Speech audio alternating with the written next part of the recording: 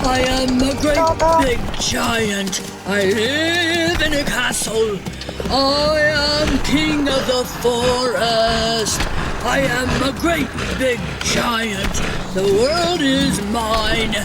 I don't care who I hurt. Ba-da-dum, ba-dum, ba-dum, bum, bum.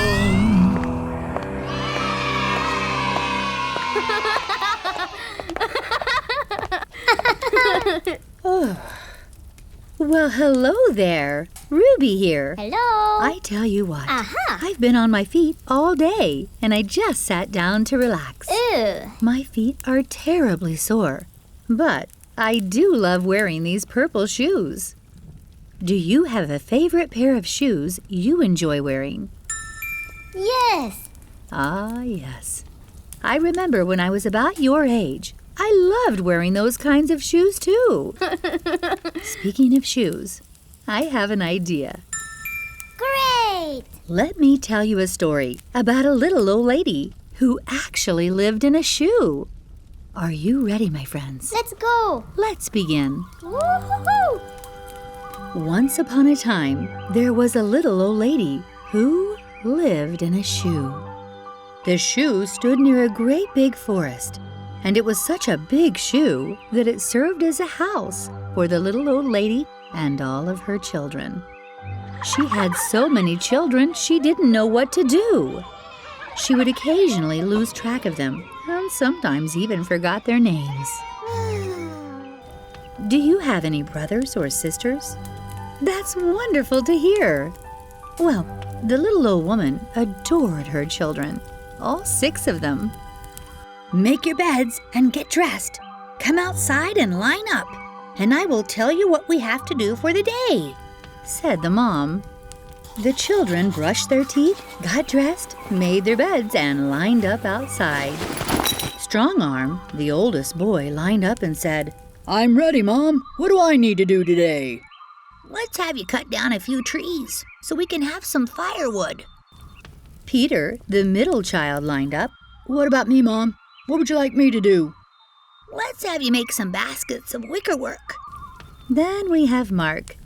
Mark, let's have you do a little gardening and pick some squash from the garden. And then we have Jenny. What shall I do, Mommy? Let's have you make some bread for us to eat tonight. As Jenny was very good at baking. And lastly, the adorable young twins, Timmy and Jimmy. Their job was to keep an eye out for any danger coming nearby. Now, I bet you are wondering why in the world this little family is living in a big shoe out in the forest, right? Let me tell you what happened. The little old lady, her husband Stephen, and their 6 children used to live in a cottage covered with ivy out in the woods. They were very happy there, but they always knew that there was danger not too far away from them. A few miles away, there stood a huge castle. And can you guess who lived in this castle? You're right, a great, big, fierce, ugly giant who one day was trampling through the forest. And every step he would take, he would knock down trees and not even know he was doing it. Nor did he care what he destroyed. He was a giant that never looked out for anyone but himself.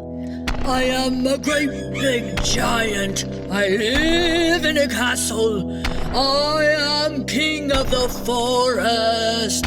I am a great big giant. The world is mine. I don't care who I hurt.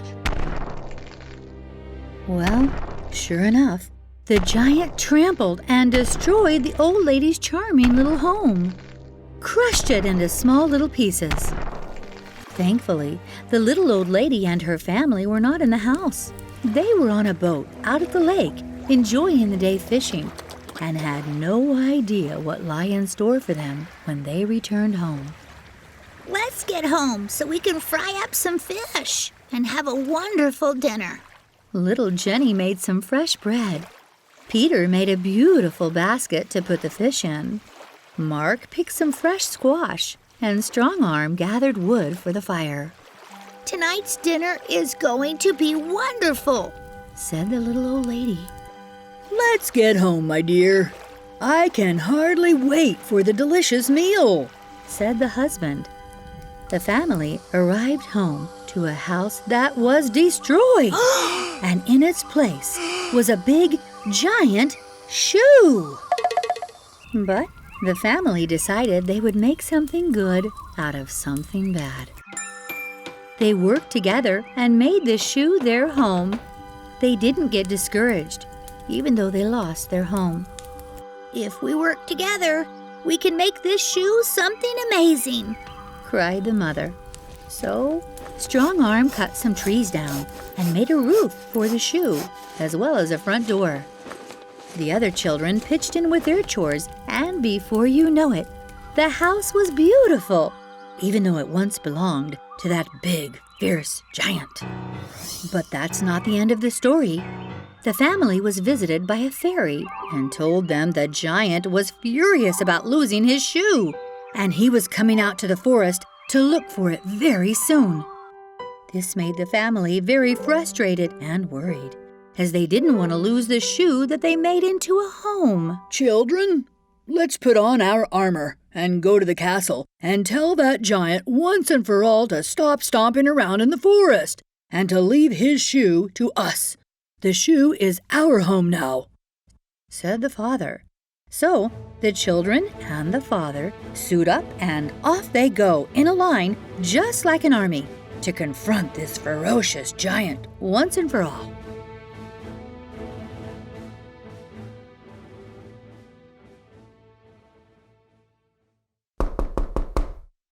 Who's there? Who's there? Screamed the giant, as he didn't see the family standing at his feet. The family quickly pulled out all the stones they had and started throwing them at the giant's knees. Ouch! Ouch! Ouch! Screamed the giant. He looked down and saw the family and let out a giant roar.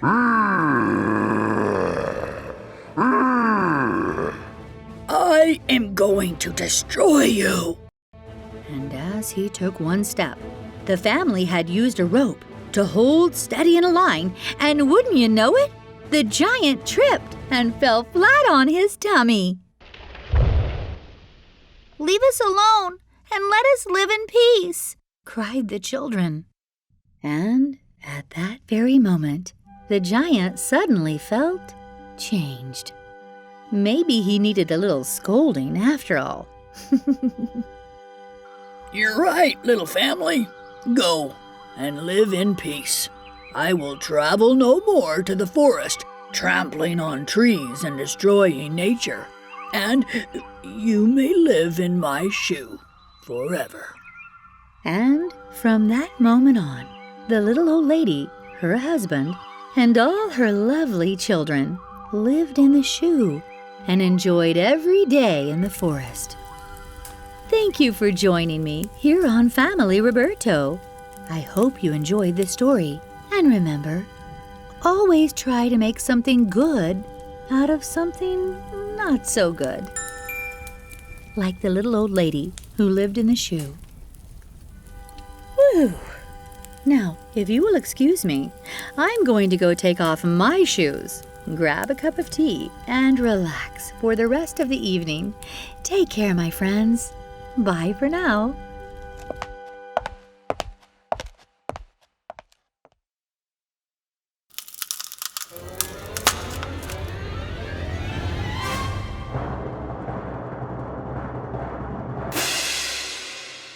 Ruby, Ruby, Ruby, Ruby, let's join Ruby, you and me with Ruby. I have an idea. Ruby's story time.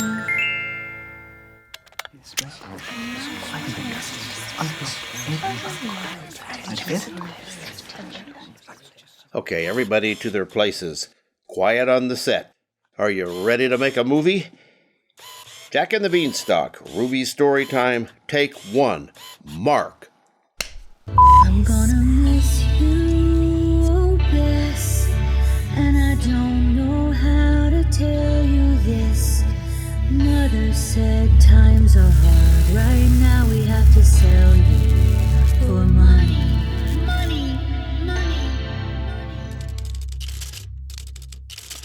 1262, 1855, 6791, $290.77? How on earth am I going to pay for all of this? Ew.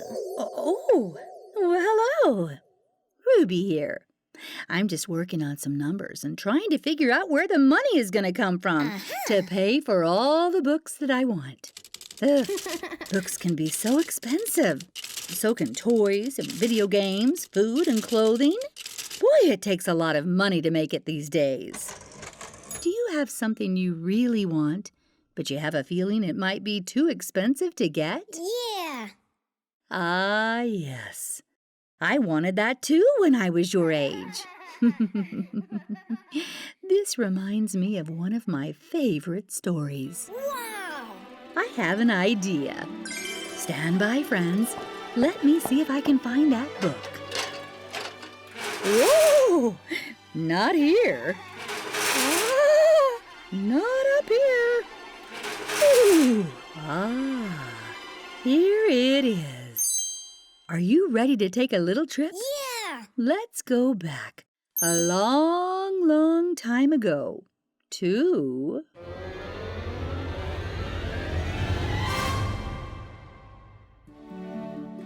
Once upon a time, there lived a little boy named Jack. Oh, he was a darling little boy, and he loved his mother very much. His mother would always say, "Jack, you are such a good boy. You always think of others before you think of yourself." I do my best, Mom. Before Dad passed away, he always told me to be respectful to people, help out when I can, and whatever happens, make sure I take good care of you. And you do, son. You do. Now, go on outside and ask old Bess if she has any milk for us.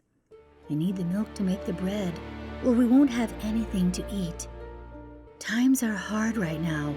We barely have any money, and if I don't have milk to make the bread, we will surely starve. Right away, Mother. Hi, old Bess. Well, hello there, Jack. Do you have any milk for us today? Mother really needs some. Oh, poor boy. I'm sorry to say, I have no milk to give to you today. Oh, that's okay. I'll check with you tomorrow. Have a good day, old Bess.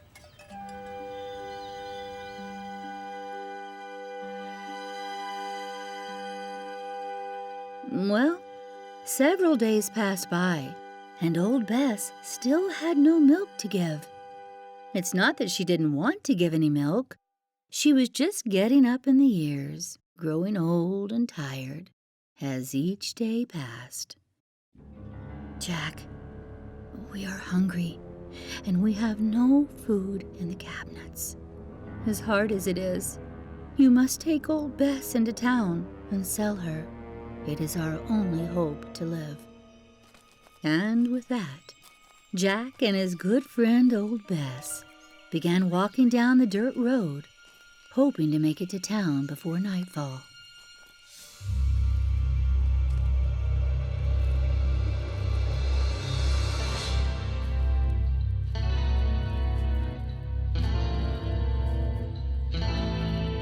I'm gonna miss you, old Bess, and I don't know how to tell you this.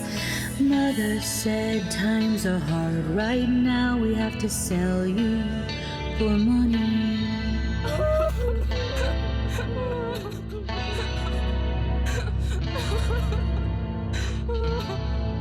I'm gonna miss you, old Bess, and I don't know how to tell you this. Mother said times are hard right now. We have to sell you for money. Money, money. Goodbye, old Bess.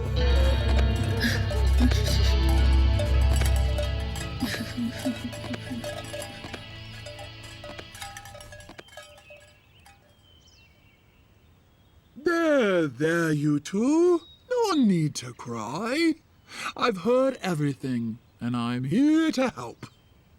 Listen, Jack, you give me Old Bus, and I will give you 3 magical beans. You go home and plant the seeds, and let me tell you what. In the morning, you won't believe your eyes. There will be a great big beanstalk that goes right up to the sky. And in the sky, you will find magic that will take care of you and your mother for a very long time. Jack said goodbye to old Bess, pocketed the 3 magic beans, and headed home to tell his mother of the good news. Look, Mother, our troubles will be over now. I traded old Bess for 3 magical beans. And if we plant them, there will be a big... What? Jack, how could you do such a silly thing? I told you we needed money.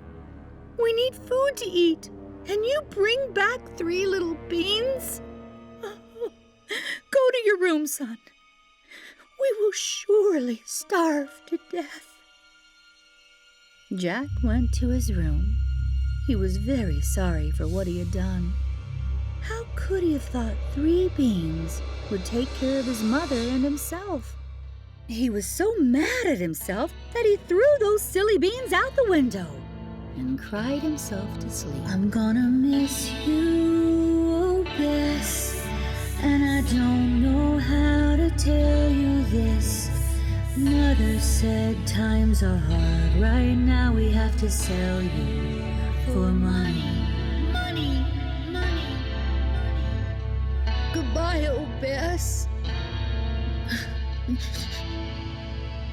Poor Jack.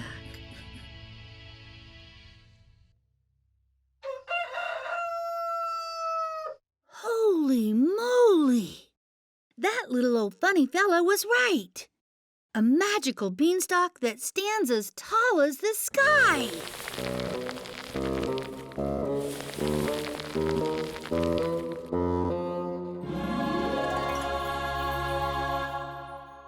Jack runs toward the castle with a spring in his step.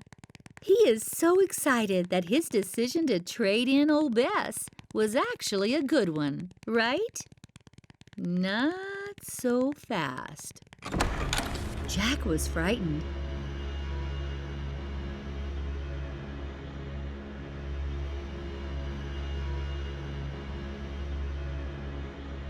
Don't be afraid.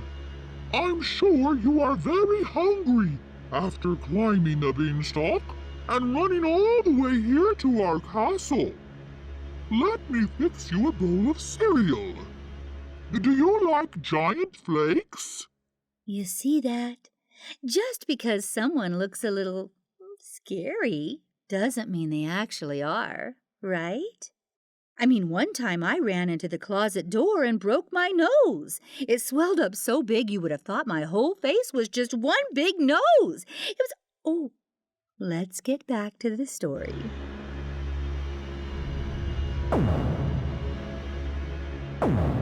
Oh no! Quick, boy! Jump in this copper pot. He surely won't find you in here. My husband's favorite food is... Chocolate ice cream? Pizza? Peanut butter and jelly sandwich? His favorite food is... little boys served on toast. Get in the pot and keep quiet. I am so hungry. I could eat 3 camels. What is that I smell? If I fall from, I smell the blood of an Englishman. Be he alive or be he dead, I'm gonna eat him on my bread. Oh, my dear giant husband, you are just too cute. There is no boy here. Now go, practice your flute.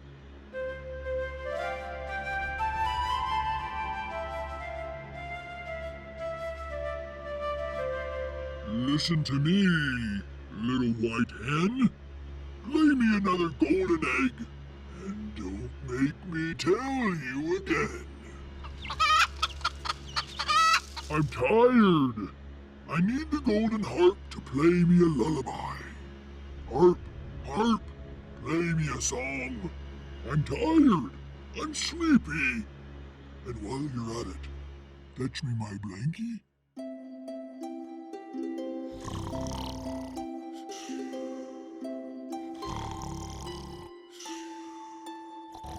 Jack knew he had to get out of the house before he became the giant's breakfast. But he couldn't help but feel sorry for the little white hen and the beautiful golden harp. So, Jack carefully crept through the whole house and took the hen in the basket and went over to the harp and carried them away. But just as he was about to leave, the little white hen let out a cackle-wackle-what-a-doo. Oh! Jack ran out of the house as fast as he could, with the hen in the basket and the harp playing fantastic. Come on, hurry, friends. We will be free from the giant if we can get down that beanstalk safely.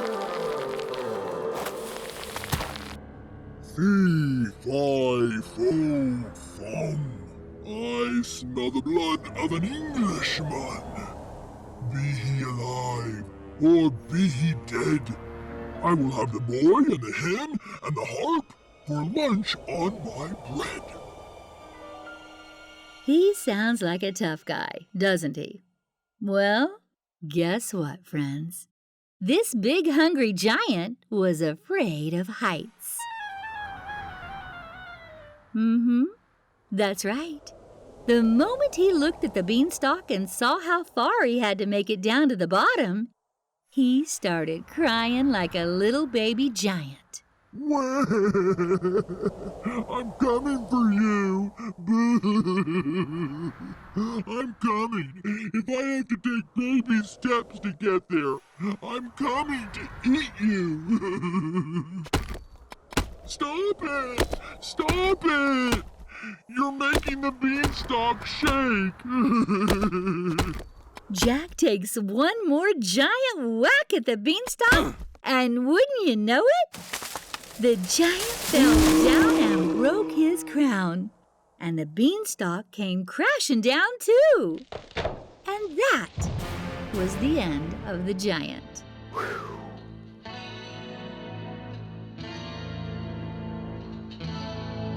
I'm gonna miss you, oh Bess, and I don't know how to tell you this. Mother said times are hard, right now we have to sell you for money. You saved our lives. Thank you, Jack. To show you our appreciation, I will lay you a golden egg every day so you can buy food and never go hungry again. And with all the money from the golden eggs, Jack was able to buy back his dear friend, old Bess. Jack, his mother, the beautiful harp, the little white hen, and his good friend, old Bess, lived happily ever after. Woo! What a story!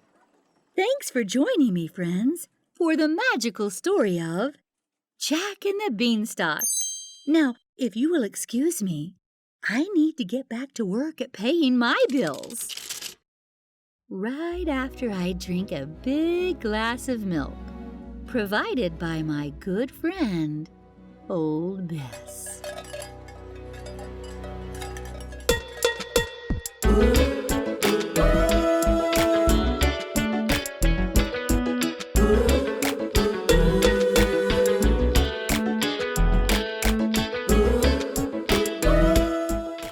The giant came and... Hey, guys, where is the book? Somebody hide the book? Come on, I can't read without the book.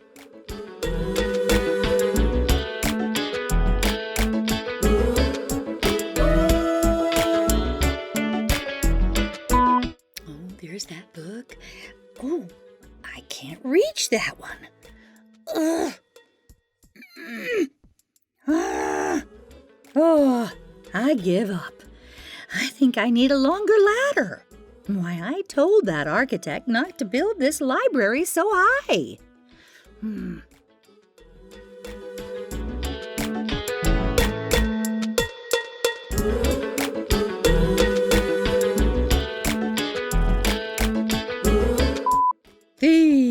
Fee, fooey, foam. Oh, my voice is not very deep. Oh, what exactly is he saying? Fee, faw, fooey, foamy? Oh, is this a spell or is it a piece of chocolate? Well, I'll just search here right in my spell book. Where is this?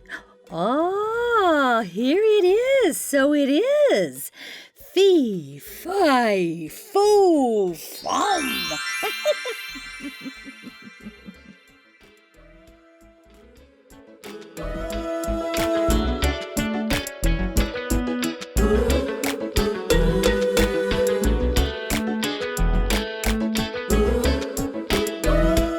Okay, but guys, where is old Bess? Has anybody seen old Bess? It's her turn. She's up.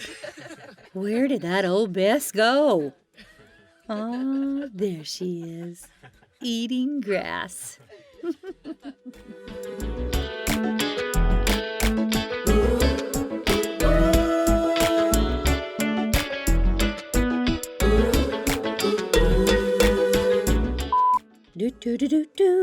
Do. Ah, this book I haven't read in a while. The Selfish Giant. Interesting.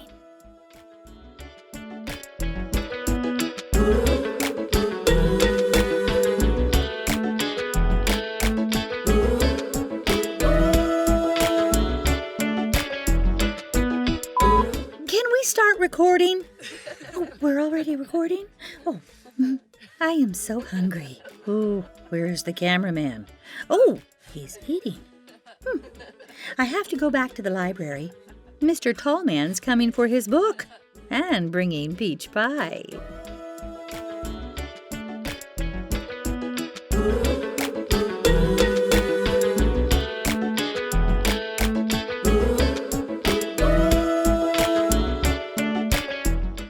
Stop! Oh, no. Stop this thing. This is the director. We have a malfunction with the sliding ladder. You didn't hire me to do stunts. Ruby's screaming. I think she's sounding like she's being Get murdered. me off of this ladder. What's the matter with this thing? Find the set design crew. Where is the electricians? Check and craft services. I'll bet they are all on break again. Gee. It's not stopping. Stop!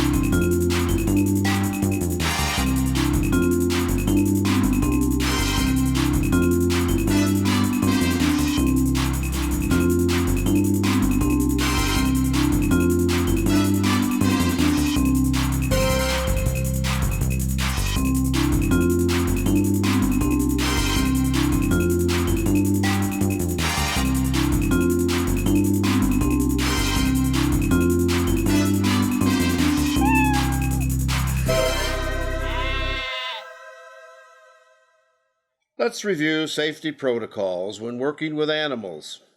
Now, especially you, Johnny. Now, remember these wolves we are using today for this scene, although trained for movie and TV work, still have the potential to be dangerous, especially when approached by anyone other than the animal trainer.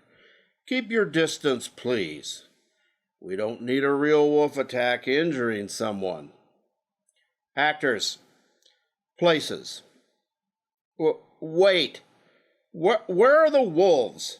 Where is Ruby? That's a good boy. That's a good boy. Oh, looky there. Who's the good boy? Who's the good boy? Oh, want another treat? Oh, my. Look at those pretty teeth. Oh, for gosh sakes, Ruby, get away from those wolves. This isn't puppy dog playtime. Are those treats you're giving them? Help! Get the animal trainer! Help! Help! Come on, let's all get out of here! Help!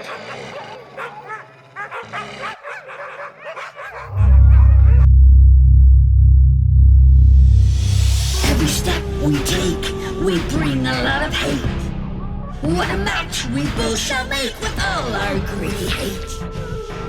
And all we do is roar.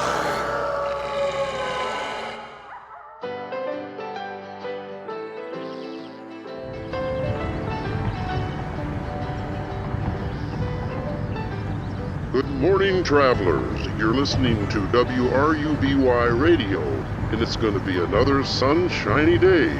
I hope you brought your hiking boots and plenty of water.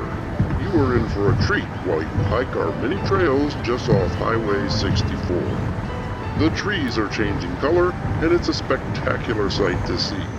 If you are traveling west on Highway 64, be sure to be on the lookout for the no trespassing signs just recently posted by a not-so-friendly local.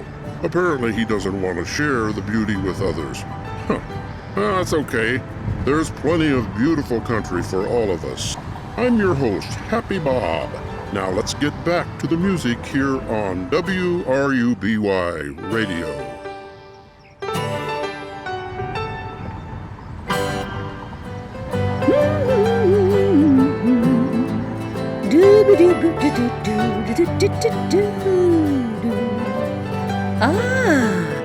This seems like the perfect spot to park my camper for the day. Let me just pull on in here and set up camp. I am just so thirsty for some of my lemonade back in the fridge. And I could really use a little nap before I continue driving.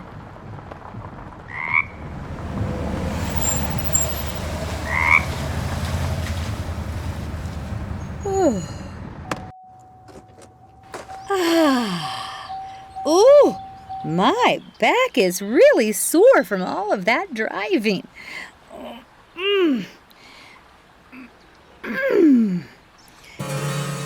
Whoa! You scared the living daylights out of me. Didn't your mother ever teach you not to sneak up on people like that? Excuse me, miss. I didn't mean to startle you. Well, you did. You sure did. You can't park your camper here. I beg your pardon? Why not? I'm thirsty. I'm a little tired. And I thought I would set up a nice camping spot right here around these beautiful trees and fields of flowers. Can you read? What kind of a question is that? Of course I can read. My name is Ruby from Ruby's Storytime.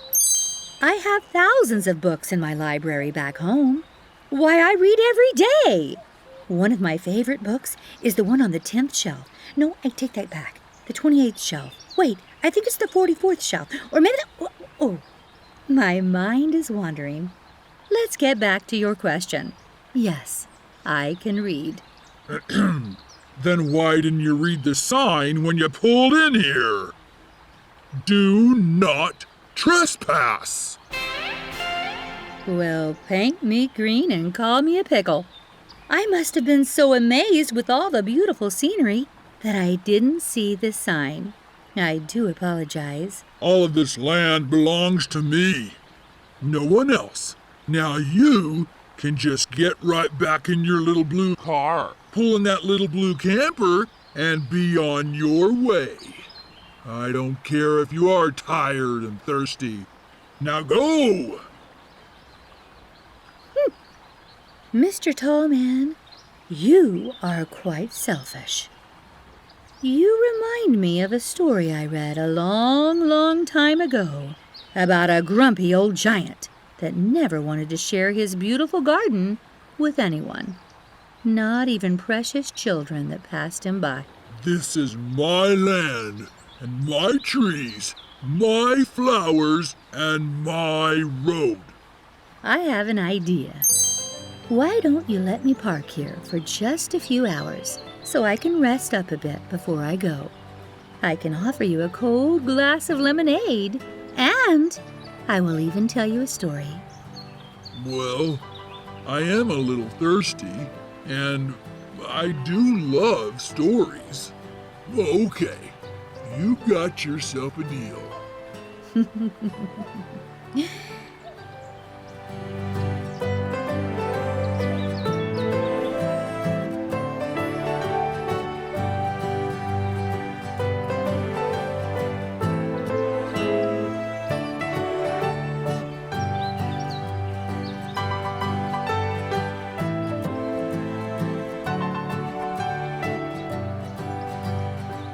Are you ready, friends? Are you ready, Mr. Tall Man?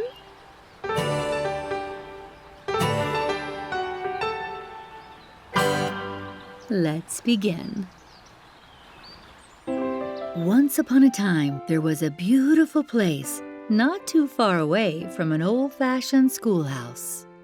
Every day, as soon as the school bell rang, the children would rush outside and run towards the trees. Oh, the fields of flowers, the green meadows, the soft green grass were running back and forth, and the trees. So many big, beautiful trees, especially the peach trees. In the spring, the peach tree produced the most beautiful blossoms, and in the fall, the peach tree produced peaches. I don't know about you, but I love peaches. My mother always made me the best peach cobbler. Why, I would have peach cobbler for breakfast, lunch, and dinner. Do you have a favorite fruit? Ah, yes, I love that too. Anywho, it was a lovely garden. Birds flying all around, the sun beaming down gently on the children's faces as they laughed and played games.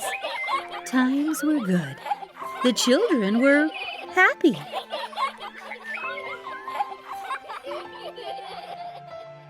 Until one day, oh, I hate to tell you this, Mr. Tall Man, but this is where you come in. This beautiful paradise garden had actually belonged to a grumpy old giant, but he hadn't been to the garden for 7 years, as he was off visiting another selfish, grumpy old friend. It was a sad day indeed when the giant returned to his garden. He was so grumpy that when he walked through the garden, the flowers actually cried. Every step you take, you bring a lot of hate. We used to sing so happily until you came along. Now all we do is cry, cry, cry. This is my garden, my flowers, my grass, my trees, and my peach cobbler. I won't allow anyone in my garden. In fact, I'm going to build a great big fence around my property, and I'm going to hammer up signs that say, "No trespassing. Giant will eat you." As I said, this grumpy old giant was very, very selfish. The poor little children now had nowhere to play. Oh, they tried to play on the dirt road, but the road was very dusty and full of hard stones. They used to run and laugh in the field of flowers, gathering peaches from the trees and playing games in the meadow. Not anymore, thanks to that big selfish giant. The giant just roared about in the garden all day long, stomping through the flowers, kicking over the beautiful peach blossom trees, and screaming at the little birds to stop their irritating singing. Poor, poor little birds. Every step you take, you bring a lot of hate. We used to sing so happily until you came along. Now all we do is cry, cry, cry. With that, Mother Nature decided the selfish, grumpy giant needed to learn a valuable lesson. Would you happen to have any more of that cold lemonade? And while you're at it, what about a snack? All right, Mr. Tallman. I would be happy to share my lemonade and peach cobbler with you. You might want to listen very carefully to the rest of the story. This is where you can start to change your grumpy, selfish ways. Mother Nature grew angry at the grumpy, selfish giant and let out lightning and thunder from the sky. She spit out 3 days of constant rain and told the sun to take a much-needed nap. She stripped the peach trees of their beautiful pink blossoms and buried the flowers in the ground. Nothing was left but cold darkness, brown tree branches, and not a single bird could be heard singing. However, there was a noise getting louder and louder. It was the sound of hungry, evil, sharp-toothed, red-eyed wolves. Every step we take, we bring a lot of hate. What a match we both shall make with all our greedy hate. And all we do is roar.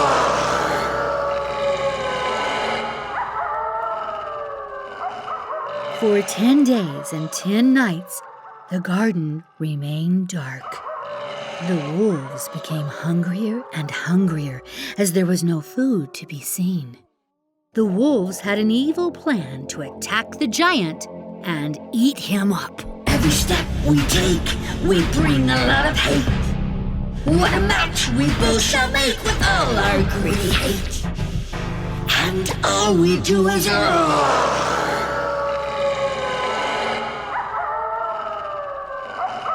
The giant ran as fast as he could, stomping through the dark garden.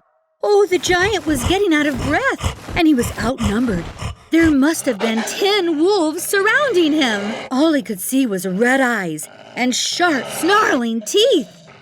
The giant was scared when suddenly a flickering light appeared in front of the giant's eyes.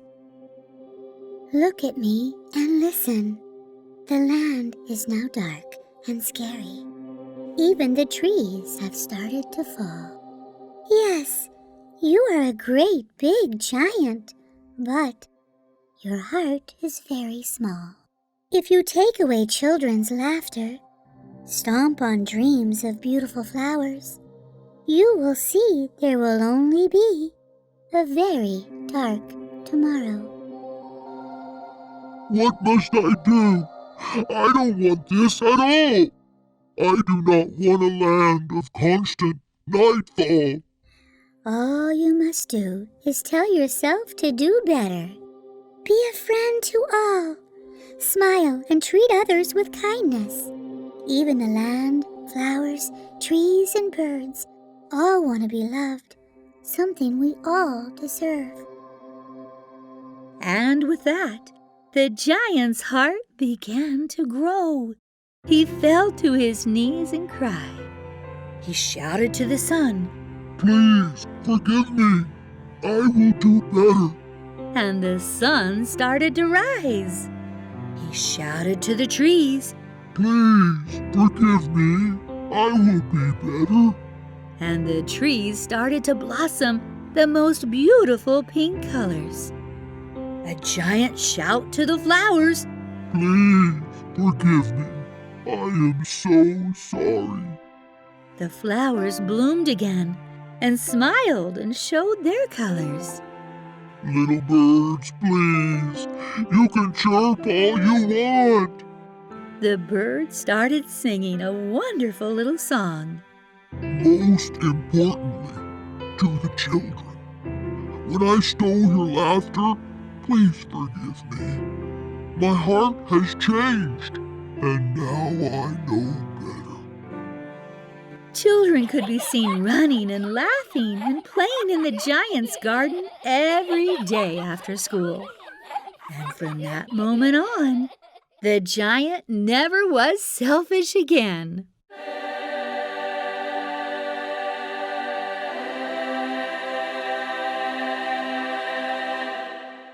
Whoa! What a story! So, Mr. Tallman, did you like that story? Yes, I did. Thank you, Ruby, for sharing this story with me. I'm gonna do better. You just watch and see. Feel free to stay here on my property. I would be happy to have you here as long as you would like to be. Ah, that is so sweet of you, Mr. Tallman. Thank you very much for your kindness. I think after this glass of cold lemonade and a rest here with you, I'll be on my way home now. My job here is through.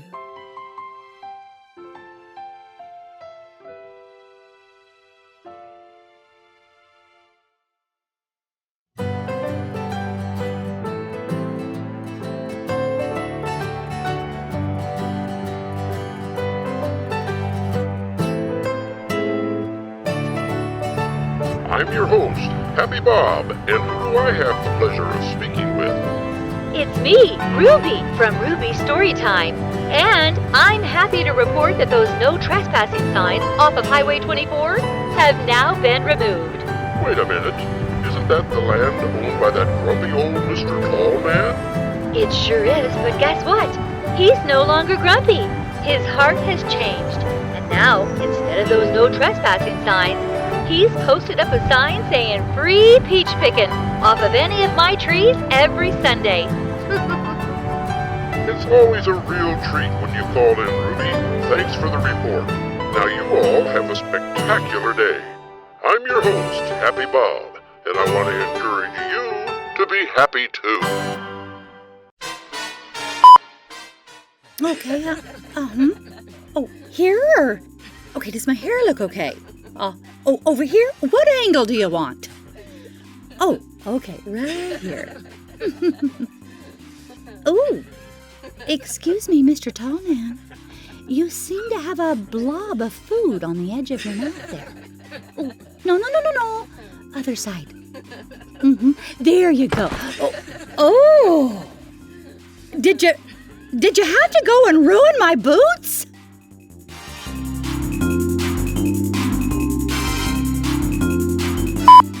Brown tree branches, and not a single bird could be heard. Okay, guys, that's real funny. Can we stop with the pranks already? This is a serious scene. And, well, I'm a serious actress.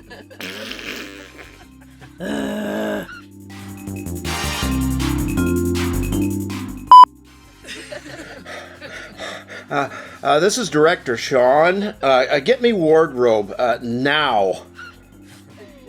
This is Sean. I'm going to need new pants and shirt and while you're at it, a change of underwear.